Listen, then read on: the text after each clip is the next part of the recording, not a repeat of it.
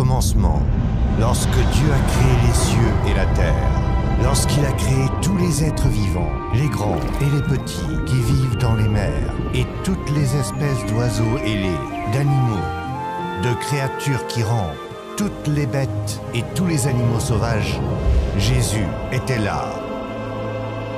Lorsque Dieu a créé l'humanité, l'homme et la femme à son image, et lorsqu'il leur a ordonné d'être féconds et de se multiplier, Jésus était là.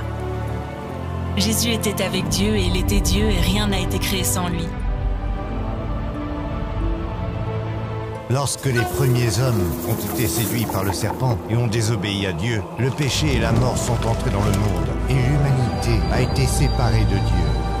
Toutefois, Dieu a promis qu'un jour, un enfant naîtrait et il écraserait la tête du serpent. Il s'agit de l'enfant Jésus. Puis, Dieu a conclu une alliance avec un homme droit nommé Abraham. Il a promis à Abraham que sa future descendance bénirait toutes les nations de la terre. Il s'agit de Jésus.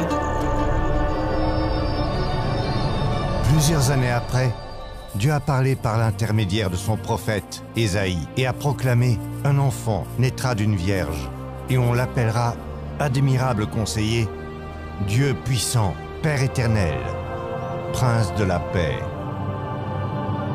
Au temps fixé, un ange du nom de Gabriel a rendu visite à une vierge appelée Marie et lui a annoncé qu'elle sera enceinte par la vertu du Saint-Esprit. Cet enfant s'appellera Fils de Dieu. Marie a effectivement accouché de cet enfant et lui a donné le nom de Jésus, selon l'ordre de l'ange. Un ange est également apparu à des bergers qui gardaient leurs troupeaux pendant la nuit et leur a annoncé la naissance d'un sauveur à Bethléem. Les bergers devaient trouver l'enfant Jésus emmailloté et couché dans une crèche. Lorsque Jésus avait 30 ans environ, il s'est fait baptiser dans l'eau par un homme nommé Jean. Et l'Esprit de Dieu est descendu sur Jésus comme une colombe. Du haut des cieux, Dieu a déclaré « Celui-ci est mon Fils bien-aimé en qui j'ai mis toute mon affection. » Jésus a enseigné au sujet de Dieu avec sagesse et intelligence. Il a guéri les malades, nourri les foules, chassé les démons et même ressuscité les morts. Jésus a fait cela par amour, afin que l'humanité se tourne vers Dieu, son Père, le Créateur de tout. Cependant, son propre peuple l'a méprisé. On l'a arrêté, lui a craché dessus et l'a battu injustement. On lui a mis une couronne d'épines sur la tête. Alors que les autorités romaines proposaient de libérer Jésus, ses concitoyens l'ont rejeté. Ils ont insisté pour qu'on le cloue sur une croix. Ponce Pilate, un gouverneur romain, s'est vu obligé d'ordonner la crucifixion de Jésus. Jésus a dû porter sa croix et a gravi une colline appelée Golgotha. On a ensuite cloué ses mains et ses pieds sur cette croix et on l'a laissé pour mort aux côtés de 2 voleurs.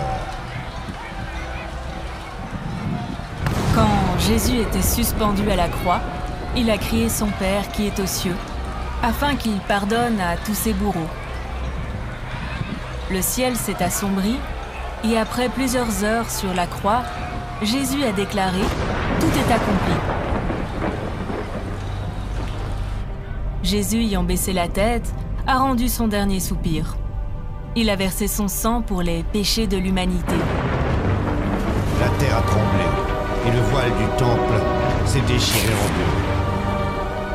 On a enlevé son corps de la croix, on l'a enveloppé dans du lin et placé dans un tombeau. On a roulé une gigantesque pierre devant l'entrée du tombeau, gardée par des soldats romains. Le 3e jour, un ange avait roulé la pierre. Jésus était ressuscité des morts. Pendant 40 jours, Jésus est apparu à ceux qui l'avaient suivi et avaient invoqué son nom. Jésus a instruit ses disciples au sujet du royaume des cieux et leur a demandé de ne pas avoir peur, mais de dire au monde tout ce qu'il avait vu et entendu.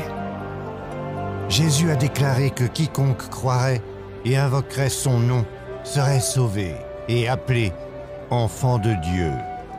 Puis Jésus est monté au ciel, retournant ainsi auprès de son Père. Car Dieu a tant aimé le monde qu'il a donné son Fils unique Jésus,